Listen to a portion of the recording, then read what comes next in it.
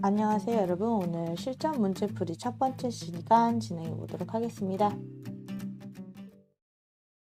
자, 우리가 오프라인 때 여러분 실전 문제풀이 관련해서 프린트 나눠드렸을 겁니다. 잃어버리거나 없는 친구들은 클래스룸에 올려진 공지 확인해 주시고, 여러분 이 강의 듣기 전에 미리 문제 풀어볼 수 있도록 해주시기 바랍니다. 오늘 문제풀이는 1번부터 5번까지 진행을 할 거고요. 문제풀이 파트는 우리 화학의 역사 파트, 탄소화물 파트 진행해 보도록 할 겁니다. 자, 1번 문제풀이부터 들어가 보도록 할게요. 다음은 화학이 실생활 문제 해결에 기여한 사례이다 해서 우리 기억나십니까? 의, 식, 주, 그 다음에 약 이렇게 해서 4가지로 나눠서 우리 배웠을 텐데요. 여러분 지문 하나씩 보면서 보기 하나씩 보면 우리가 배웠던 게 기억이 나셔야 합니다. 자, 보겠습니다. 우리 하버는 이라고 나오는데 하버 하자마자 기억나신 분들 계실 거고 좀 더 읽어야 되는 분들 계실 거예요. 조금 더 읽어볼게요. 공기 중에 질소와 수소를 반응시켜 여기까지 나오면 다 나왔어요. 하버가 만들어낸 질소와 수소를 반응시켜 만들어내는 공법, 대량으로 생산하는 공법 뭐였냐? 하버 모슈법이었습니다. 우리가 하버법이라고도 얘기를 하는데요. 하버법이 결국엔 무엇이냐? N2 질소기체와 H2 수소기체를 합성시켜 암모니아를 제조하는 건데요. 이렇게 우리 화학식 완성했었고요. 이때 고온, 고압, 촉매 등이 필요하다라고 얘기를 했었습니다. 포인트는 이거였어요. 이거 의식주 중에 뭐였죠? 네, 우리 식을 해결하는 거였습니다. 밥. 사람들은 대량으로 폭발적으로 증가했는데 농업 생산량이 그걸 따라가지 못했습니다. 그래서 인공적인 질소 비료를 합성하기 위해서 암모니아를 만들어내는 공법이 바로 하버보슈법이었어요. 자, 그러면 기억에 알맞은 단어는 바로 암모니아가 되겠습니다.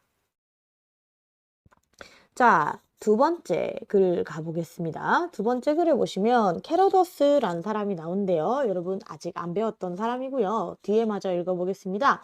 뭘 개발을 했어요. 니은을 개발했는데 이 니은은 매우 질기고 신축성이 좋은데 스타킹이나 밧줄에 사용된다. 의식주 중에 우리 의에 해당하는 의류 계열에서 인간이 합성해서 만들어낸 것 중에 스타킹의 재료로 쓰이는 것 바로 나일론입니다. 나일론에 같이 따라오는 하나의 명칭, 대표 명사 뭐 있었습니까? 최초의 어떤 섬유, 합성 섬유 기억해 주셔야 하고요. 지문에서 문제 풀다 보면 이 캐러더스란 사람 계속 만날 거거든요. 이 캐러더스는 뭐 한 사람이냐? 바로 나일론 이거 공법 개발한 사람입니다. 같이 알아두시면 괜찮을 것 같아요. 그리고 여기 우리 포인트 질기고 신축성이 좋다. 이건 누구의 특성이었냐면 합성 섬유의 특성이었어요. 합성 섬유가 가지는 특성이었습니다. 연결해서 쭉쭉 기억이 난다면 공부 열심히 한 겁니다. 자, 그러면 니은에 들어갈 건 바로 나일론입니다. 자, 나일론을 해봤으니 그 다음 거 찾아보도록 할게요. 그 다음 거 뭐였냐면 화학의 발달과 함께 디귿입니다. 철광석으로부터 뭘 만드는 기술일까요? 라고 물어봤는데 우리가 철광석으로부터 추출해낸 것 화학의 역사 파트에서 배우셨을 겁니다. 철의 재련. 철의 재련, 우리가 철하면 기억나야 될 게 화학의 역사 파트에서 총 두 부분인데요. 불이 발견된 다음에 구리와 철을 재련해서 순수한 철을 활용할 수 있었다. 그래서 철기 시대 나왔다 얘기를 했었어요. 철의 재련 방법을 간단하게 얘기를 하자면 우리 철광석이라고 했었죠, 여기. 철광석. 철광석의 주 성분이 뭐냐? F2O3 바로 산화철입니다. 산화철이 뭐냐면 여러분 그 화성 왜 빨간색이죠? 화성이 빨간 이유가 대부분 철이 산화철로 되어 있기 때문이고요. 좀 더 가까운 예시를 들자면 우리가 철에 있는 붉은색 녹을 보시면 걔네들이 산화철이다 생각해 주시면 됩니다. 집안에서 확인할 수 있는 철광석은요, 대부분이 산화철로 되어 있고요. 이런 산화철을 뭘 같이 반응시키면 재련이 되느냐? 코크스라는 물질이 있어요. 그냥 탄소로 이루어진 물질이라고 생각해 주시면 되고요. 이 물질을 우리 대장간 같은 가마에 넣어서 꽝꽝 두드리잖아요. 불 막 이렇게 해가지고 꽝꽝 두드리면 어떻게 되냐면 순수한 철과 이산화탄소로 철에 있던 산소가 이 코쿠스 쪽으로 이동해서 순수한 철을 얻을 수 있는 방법이에요. 이게 바로 철의 재련입니다. 지금 쓴 화학식은 제대로 쓴 화학식 아니니까 이러한 과정만 기억해 두시면 좋을 것 같고요. 디귿에 들어갈 알맞은 말은 바로 철입니다. 자, 그러면 계속해서 가볼게요. 기역으로부터 질소비료를 대량 생산하게 되어 농업 생산량이 증대되었다. 아까 얘기했습니다. 질소비료 만들어가지고 농업 생산량 증대해서 인류의 식량 문제 해결한 게 바로 화법법 그리고 암모니아. 기역은 맞는 보기가 되겠고요. 니은 보세요. 최초의 합성섬유 나일론이 가진 두 명칭이다. 얘기했습니다. 같이 기억해 주시면 좋겠습니다. 니은 맞고요. 디귿입니다. 콘크리트 속의 강도를 높일 수 있다. 여러분, 이거 추가로 필기 한번 해볼까요? 우리가 건축 재료에서도 철 봤었는데요. 건축 재료에서 철은 어디에 쓰이냐? 바로 철근에 사용이 됩니다. 철근 아시죠? 이렇게 막 뾰족뾰족한 길쭉길쭉한 철 쇠막대기? 예. 여러분 이렇게 콘크리트를 집어넣어야 되는 거푸집 틀이 있으면 여기 가운데 철근을 이런 식으로 박아 넣잖아요. 그러면 어떻게 된다? 더 단단한 외벽이 생기는 거죠. 바로 철근이 이용되는 방식인데요. 주거 환경 파트에서 요걸 같이 정리해 놓으시면 좋을 것 같아요. 철근과 콘크리트가 합해져서 강한 외벽을 만들 수 있는 게 바로 철근 콘크리트다라고 얘기를 하더라고요. 이름 참 단순하죠? 그냥 기억해 두시면 될 것 같습니다. 이거 뭐에 해결한다? 주거 문제 해결에 도움을 줬습니다. 자, 기억, 니은, 디귿이 모두 답이기 때문에 답은 5번이 되겠어요. 자, 2번 문제입니다. 자, 그림은 합성섬유와 천연섬유가 사용된 사례를 나타낸 것이다 라고 되어 있어요. 합성섬유, 천연섬유 우리 비교해서 기억해야 되는 것들이 있었죠. 합성섬유와 천연섬유의 차이점. 합성섬유는 합성섬유는 우리 사람이 인위적으로 만들어냈고요. 대부분의 원료가 원유에서 추출이 됩니다. 천연섬유는 이거와 다르게 생체 내에서 합성되는 여러 가지.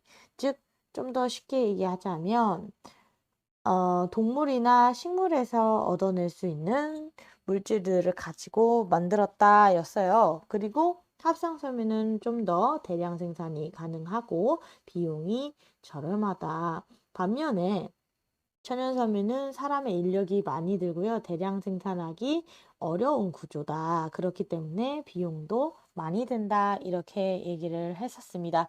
그 다음에 또 기억나야 되는 게 신축성이나 이런 것들, 질긴 것, 이런 건 대부분 합성, 좀 더 흡습성, 그런 것들은 천연섬유가 더 좋다. 이렇게 얘기를 했었어요. 우리 이것까지 기억해보고 한번 문제 가보도록 하겠습니다. 가는 나일론이고요. 나는 견이에요. 어떤 게 합성섬유일까요? 당연히 나일론이 합성섬유에 해당을 하고요. 견은 천연섬유에 해당을 합니다. 우리가 실크라고 부르는 게 견이라고 했었죠. 옳은 것만을 그래서 가 나에 대해서 골라보라 라고 얘기를 했는데 가는 나보다 대량 생산하기 쉽다 되어 있습니다. 가는 나일론 즉 합성 섬유고요. 대량 생산하기 좋은 물질이다. 맞지요? 가와 나는 모두 고분자 화합물이다 되어 있는데요. 우리 고분자 화합물 정리했었습니다. 고분자 화합물이란 무엇이냐? 분자가 같은 단위의 분자가 여러 개가 연속적으로 막 붙어서 아주 큰 형태를 이루면 우리가 이걸 고분자라고 했는데요. 천연섬유나 합성섬유 둘 다 고분자 화합물에 해당을 한다. 또 뭐가 있느냐? 플라스틱도 여기에 해당을 합니다. 즉 가와 나는 둘 다 고분자 화합물에 해당을 합니다. 맞다고 해주시면 되겠고요. 나와 가는 모두 다 탄소를 포함한 물질이다. 우리 지금 뭘 배우고 있냐? 탄소화합물의 분류, 그쵸? 탄소화합물은 그냥 기본 골격 구조가 탄소면 되는 거고요. 여기에 플러스 여러 가지 비금속 원소들이 붙어 있는 케이스라 말씀드렸습니다. 탄소화합물에 해당하는 것 중에 하나가 합성섬유이고요. 천연섬유 역시 생체 내에서 합성이 되는 것이기 때문에 대부분 탄소를 포함하고 있는 탄소화합물에 해당을 합니다. 둘 다 탄소를 포함하고 있는 물질이기 때문에 가와 나는 둘 다 맞는 답이 되겠습니다. 그래서 기억, 니은, 디귿이 모두 맞기 때문에 답은 5번이 되겠네요. 자, 3번 문제 보도록 하겠습니다. 3번 문제는 원유의 분별 증류에 대한 문제고요. 여러분 보자마자 기억해 주셔야 되는 게 우리 별표 3개 쳤던 게 뭐였냐면 나프타다. 그죠? 그래서 나프타가 뭐에 쓰인다 말씀드렸냐면 플라스틱, 그 다음에 합성섬유, 그 다음에 합성고무에도 사용이 됩니다. 여러 가지 합성 물품에 사용이 된다. 그리고 대부분의 물질들이 연료의 형태로 사용이 되고 있다. 이것도 기억해 주시면 좋겠고요. LPG 역시 거기에 해당을 합니다. 그 다음에 우리가 증류탑에서 할 수 있던 게 뭐가 있었냐면 위쪽으로 갈수록 더 끓는 점이 낮은 물질들이 먼저 위에서 추출이 된다. 밑으로 갈수록 오히려 끓는 점이 높은 물질들이 나온다 였습니다. 끓는 점이 높으려면 탄소의 개수가 어떻게 해야 되냐? 많아야 한다 말씀드렸고요. 위쪽으로 갈수록 그렇다면 반대로 탄소수가 어떻다? 적은 물질들이 여기서 나옵니다. 그래서 여러분 우리가 이론 개념 배웠던 거 연결 지어 보면요. LPG에 사용되던 물질들이 뭐가 있었냐면 탄소 3개짜리 프로페인이 여기에 또 해당을 하고요. 부탄가스에 사용되는 뷰테인도 LPG의 원료다 했는데 얘네 보세요. 탄소의 개수가 별로 많지 않죠. 그렇기 때문에 LPG가 여기에 해당한다. 위에서 나온다. 기억해 주시면 될 것 같아요. 자, 보겠습니다. 원유는 탄소화합물로 이루어진 혼합물이다. 쌤이 이거 기억하라 그랬습니다. 원유는 여러 가지 탄소화합물이 종류별로 뒤섞여서 있는 혼합물인 거예요. 화합물이 아니라 혼합물이 역탄물처럼 A 물질, B 물질, C 물질이 막 섞여 있는 형태다. 그리고 이 A, B, C는 각각의 탄소의 수가 다르고 그 다른 탄소의 수의 물질들을 끓는 점을 통해서 분류해내는 게 바로 분별 증류인 거죠. 자, 그럼 기억은 맞습니다. 가보세요. LPG는 연료로 사용이 됩니다. 당연히 맞는 건데 여러분 기억에 들어갈 알맞은 단어가 기억이 안 날 거예요. 기억해 주시면 되겠습니다. 석유가스 우리가 이렇게 얘기를 합니다. 석유가스에 해당을 하는 거고요. 당연히 연료로 사용이 됩니다. 나 같은 경우는 나프타였죠. 나프타는 플라스틱과 합성섬유의 원료이다. 맞습니다. 맞는 해설이고요. 답은 가나다 5번이 되겠네요. 자, 4번 들어가 보도록 할게요. 우리 생활 주변에서 볼 수 있는 3가지 물질이다 하고 빵과 플라스틱, 합성 고무가 나와 있어요. 이 3개의 공통점을 찾아보자 라고 하면 바로 탄소화합물이다 이렇게 얘기할 수 있겠네요. 왜? 플라스틱과 합성 고무는 뭐를 통해서 만들어집니까? 바로 나프타, 석유를 원료로 해서 만들어지는 물질이고요. 석유는 뭘로 되어 있습니까? 여러 가지 탄화수소, 즉 탄소화합물로 되어 있는 거예요. 그러니까 요거 잊지 마시고요. 빵은요? 여러분 빵 뭘로 되어 있습니까? 여러분 빵 먹고 밥 먹고 하면 뭐 많이 먹었다 그러죠? 그렇죠. 탄소 탄수화물. 우리 탄수화물 뭘로 되어 있습니까? 포도당으로 되어 있잖아요. 뭐 포도당, 과당 여러 가지가 있지만 당으로 되어 있는 물질이죠. 당은요, 탄수화물이에요. 우리 몸을 구성하고 있는 그래서 웬만한 모든 물질들이 전부 다 탄수화물이다. 이렇게 얘기를 할 수도 있습니다. 자, 그러면 탄수화물이다 라는 걸 기본 가정으로 깔고 가보겠습니다. 자, 기억 볼게요. 공유결합 물질이다 라고 세 가지 화합물의 공통점, 탄소화합물의 공통점, 공유결합 물질이다 되어 있는데 탄소화합물 공부할 때 혹시나 기억이 안 나시는 분들을 위해서 다시 한번 탄소는 공유결합을 최대 몇 개 하는 애냐? 4개까지 할 수 있는 녀석이고요. 이 공유결합을 해서 만들어지는 탄소를 기본 골격으로 하고 그 외에 H, N, O, P와 같은 비금속 원소들이 결합을 해서 만들어지는 것이 무엇이었냐? 탄소화합물이었습니다. 공유결합을 하는 물질이기 때문에 탄소화합물은 무조건 공유결합 물질이다. 이렇게 얘기해 주실 수 있겠네요. 탄소 원자를 포함한다. 너무 당연하니까 넘어가겠습니다.